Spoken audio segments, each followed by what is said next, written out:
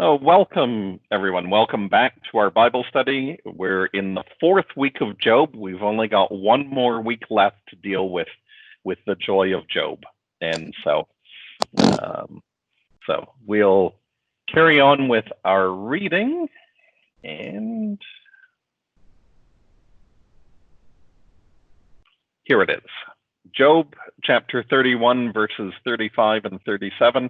And then we jump all the way to chapter 38, verses 1 to 11, and 25 and 27. Oh, that I had one to hear me. Here is my signature. Let the Almighty answer me. Oh, that I had the indictment written by my adversary. Surely I would carry it on my shoulder. I would bind it on me like a crown. I would give him an account of all my steps. Like a prince, I would approach him. Then the Lord answered Job out of the whirlwind. Who is this that darkens counsel by words without knowledge? Gird up your loins like a man. I will question you, and you shall declare to me. Where were you when I laid the foundation of the earth? Tell me if you have understanding. Who determined its measurements? Surely you know. Or who stretched the line upon it? On what were its bases sunk? Or who laid its cornerstone? When the morning stars sang together, and all the heavenly beings shouted for joy. Or who shut in the sea with doors when it burst out from the womb? When I made the clouds its garment, and thick darkness its swaddling band, and prescribed bounds for it, and set bars and doors, and said, thus far shall you come and no farther, and here shall your proud waves be stopped. Who has cut a channel for the torrents of rain, and a way for the thunderbolt, to bring rain on a land where no one lives, on the desert which is empty of human life, to satisfy the waste and desolate land, and to make the ground put forth grass? It's this verse 3 of chapter 38 that struck me. Of this, gird up your loins like a man. If we look at the material from the Faith Life Study Bible, it says the Hebrew phrase used here, which may be literally rendered as gird your loins like a man, refers to how people in the ancient Near East would tie their garments into their belt to ensure that they could run quickly.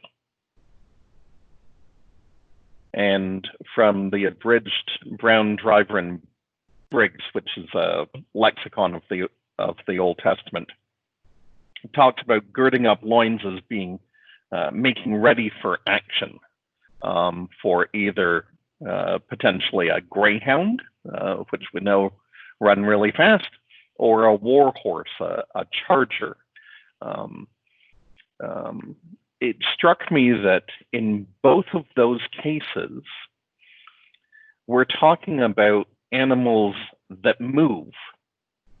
And yet often when we talk about taking things like a man, that old horrific, in my mind, stereotype, we talk about standing firm and enduring and being tough and all of those things. We don't talk about running. Right?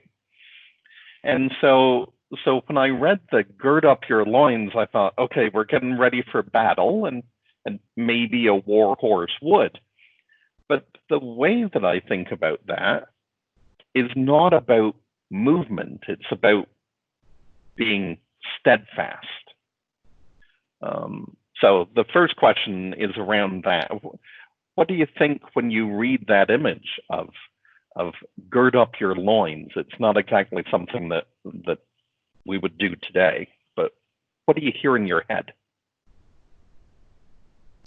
Well, I I pictured God asking Job some really tough questions, and that God wanted Job to stand his ground because Job was really complaining quite a lot. And so, okay, God just told him, listen, I made the world. Take that. How could you handle that? And I just thought, okay, he wants him to be brave, Job, to be Right. brave. But then the flip side of that is the running part.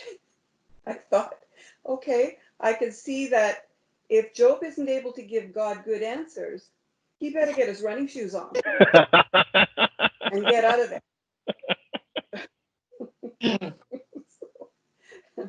It was a no-win situation for Job, one way or the other. Yes, when God speaks to us and comes out with sarcasm, you know it's potentially not going to go well, right? That's what I felt.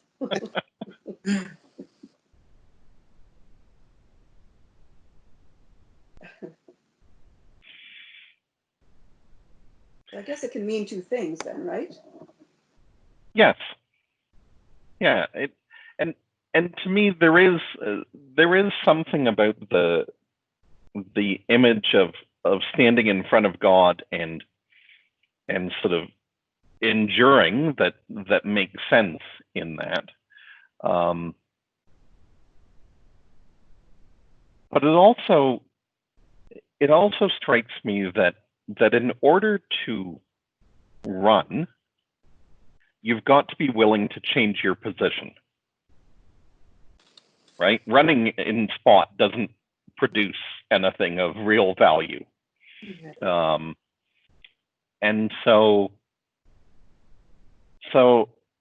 there is part of me that wonders, was Job being asked to, yes, be brave, but also be brave and understand that your position on this may change as we go through these questions.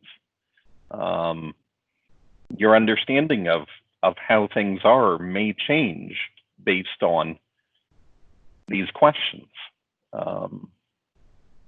So it, like I said, it just struck me as a really odd image of the whole running part of that.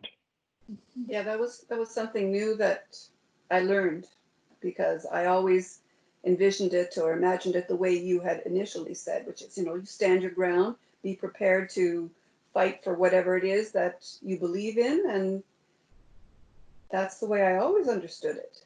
Yeah. So this is quite different. And how has that image in the past of standing our ground, of standing firm in what we believe in, been detrimental to us as a society? I look at what's happening in the States and in the UK with statues being torn down. At least those are places I'm seeing them in the news. And I think, we've stood our ground on a number of issues for a really long time, and that hasn't necessarily been helpful.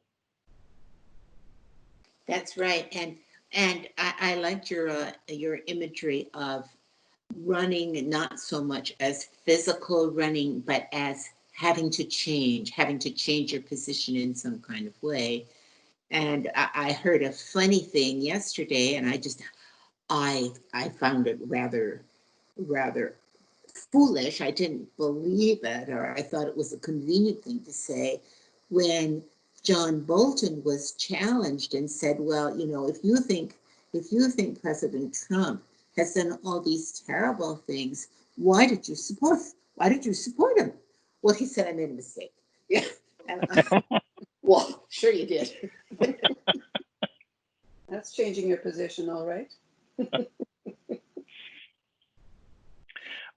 But how long has it been that people have been afraid to have been that blunt in I made a mistake, right?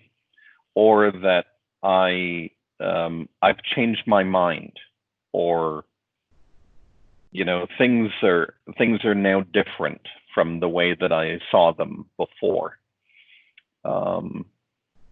We valued that standing firm for a long time over valuing the need to change. And I think in this time and place that we're in now, it's more important than ever. I'm sure we will face that as adults. There are times when we have to say, you know what, I was wrong. Or that's what I thought then, but I've grown and I've changed and I don't think that anymore.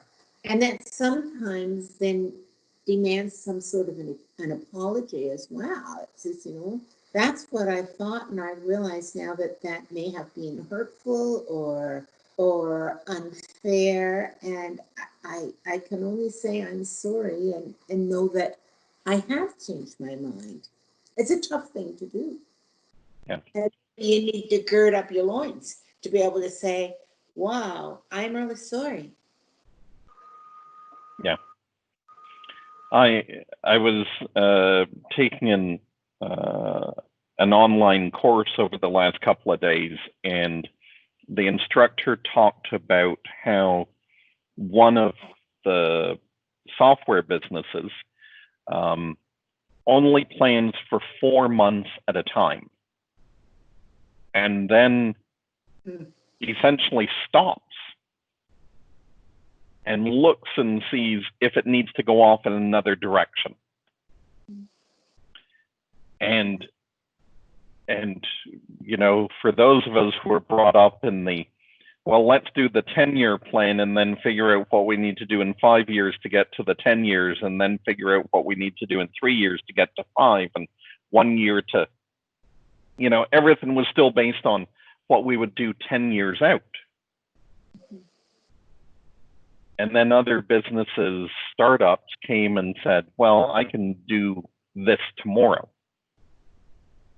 and radically change things. But yet somehow, for a number of us, me included, we still hold on to, well, we should stand our ground. We know the direction we want to go in. We know where we want to get to. And maybe that hasn't been the most helpful thing. And when I do look at what's happened with the church over the last 3.5, 4 months, could any of us have predicted at the congregational meeting that we would be doing worship and Bible study online and emailing it out to people? Not for a minute. Could you envision that Holy Cross would even open those emails, even if we did it? It seems like 4 or 5 months ago, it just seemed something not that a church would do. It's just not how we relate to one another. And this whole scenario of COVID has forced us to change, to be, it's the word you used, agile, I guess, in our decision making and changing our position about how we do things. So it's a shakeup for sure, and probably easier for some, to adjust, and others, this is radical. It's radical, and it's not the real church. So I think that, our comfort levels also come into play as far as our ability to be agile, or our desire to be agile. I think too, if we want to try and relate this to the reading that we just did, I think all of us, I certainly anyway, at the beginning did need to gird up my loins, because it was scary. It was scary to change so dramatically. All the things you think that you can normally do all the little dreams and plans we had in February when we were moving forward, it's scary to say, no, that's not how it's going to be. And I think there were at least days, if not weeks, where people had to kind of pull up their bootstraps or gird their loins or whatever the expression we want to use is, and accept that you had to move forward in a different kind of direction. Yeah. It's really, it's interesting that it isn't that unlike what we're facing today or what Job was facing. Yep. Yep. Yeah, and for me, the next challenge is what's it going to look like when we go back? Mm-hmm. I don't know when is going to be. I mean, it may be September. It may be after that, depending on, is there a second wave by then, and Mm-hmm. what really makes sense for the congregation. But there is some fear on my part as to how do we keep people safe when we go back?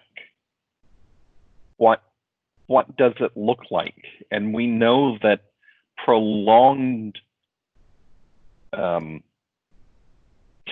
of people in one space increases the risk. That means shorter sermons, Colin. I'm trying actually. That's been one of the things I've been working on over the last few weeks, is to shorten them down. And so, but also what comes out of worship? What are the bits that we pull out when we go back? Because we haven't done everything in what we've pre-recorded, right? There's been none of the liturgical music. And certainly at the moment, the guidance is that we wouldn't sing anyway. But that doesn't mean that there shouldn't be some music for us to pause and listen to, even if we're not singing to it. Right. But what bits do we put in and what do we take out, and what is it that will give people that sense of being back in church, even when it's not going to be what it was in February, in March. And so, yeah, we're going to be asked to change again. It's not that we're going to be able to go back to what we had before we closed the doors. And so we've got another chance to stand before God and, to figure out what the answers to the questions are this time. So. It almost seems like, this is dare I use the word opportunity? But it's a situation that does force everybody to change, whether you go to church or not. And I think that given this situation, if it's important to us, to any individual, we will find a way to somehow meet our needs, meet the needs of the congregation. And, maybe it's something like half in person and half electronic. Those that can't access electronics or aren't comfortable with that could come to church, and the rest via Teams. Right. Something like that. But it's going to be impossible, as it always is, to please everyone with one answer. Right.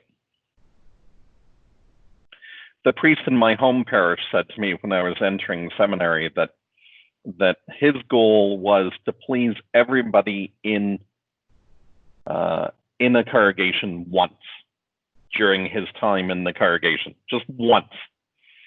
And we had in my home parish a man who was difficult to please. I had never heard him actually say anything positive about a decision that the council had made, or that the priest had made, or that the president of the Anglican Church Women had made, or I'd never really heard him say anything positive. And so I said to the priest, I said, well, how are you ever going to please so-and-so? And he looked at me and he said, oh, Colin, he says, you know, on my good days, I remember that I will please everybody once. Some I have pleased because I came. Others I will please because I'm leaving. He said, in the meantime, I try and do what God wants me to do. And so, yeah, we're not going to please everybody with what we do when we reopen the doors for worship. But it's not about pleasing people. That's the important thing, right? The important thing is about being faithful to God, being able to stand as Job did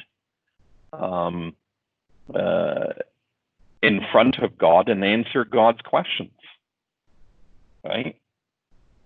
And so for us, the questions are going to be, how are we keeping God's people safe? How are we showing God's people love? How are we providing an opportunity for God's people to worship? Those are the questions that we've got to answer when we go back. And standing our ground and saying, well, it's going to look like it did in February, is not necessarily going to be the answer that's going to be helpful.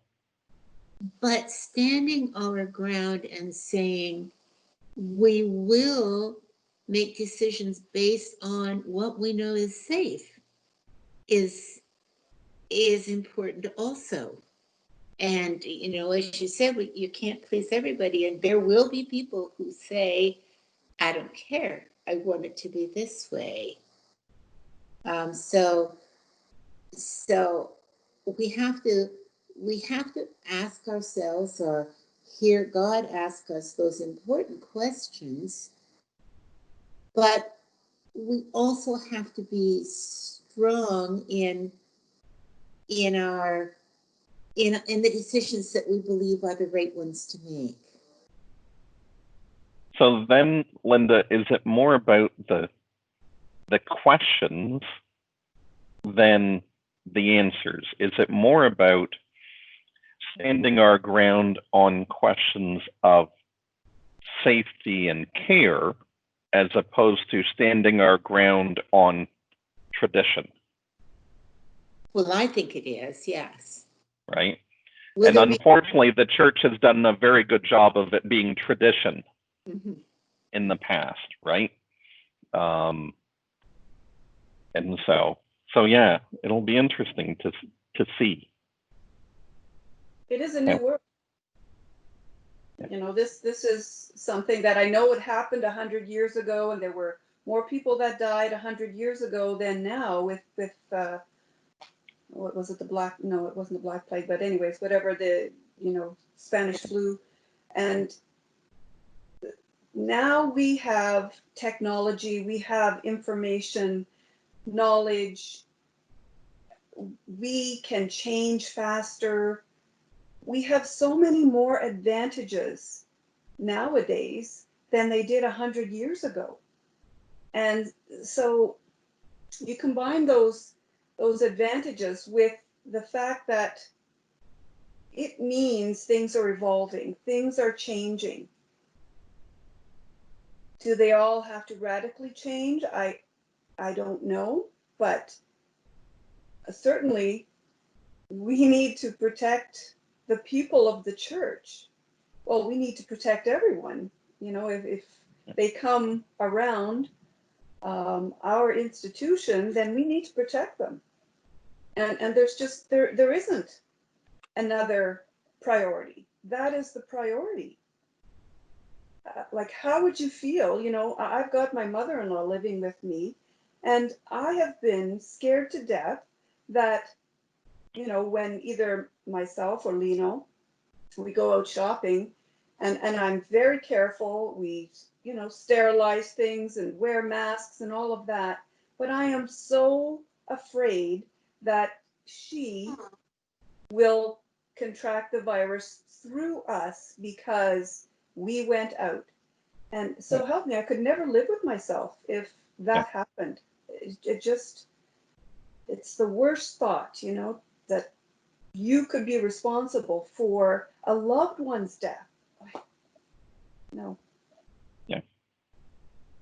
Yeah. Not acceptable.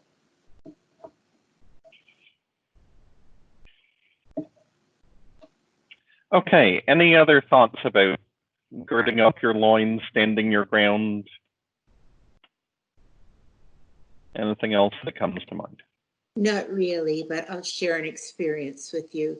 Many years ago, Adam and Bill and I were in Hawaii, and we went out on a snorkeling trip. And Mac, this lovely young Hawaiian man, was taking us out on a, what do you call it? I want to call it a catamaran, but there's another name for a double-hulled thing. He was taking us out to go snorkeling, and he showed up at our door in what was a loincloth. And I had never seen a loincloth in my whole life. My 16-year-old son was quite impressed. So let's talk about girding up your loins. I have quite a picture. I think we want to stay away from that. All right. It was interesting though that description. It does make sense, doesn't it? That historian that said, well, they wore those long robes, it would hinder you in fast movement. Just as our being rooted in tradition hinders us in moving towards new ideas. Oh, that was deep, wasn't it? Thank you, Tom, for leading me there. Well, thank you. We'll gather again in a couple of days and deal with a little bit more in the reading. So, okay. Bye-bye. Thank you. Bye, Bye. everyone.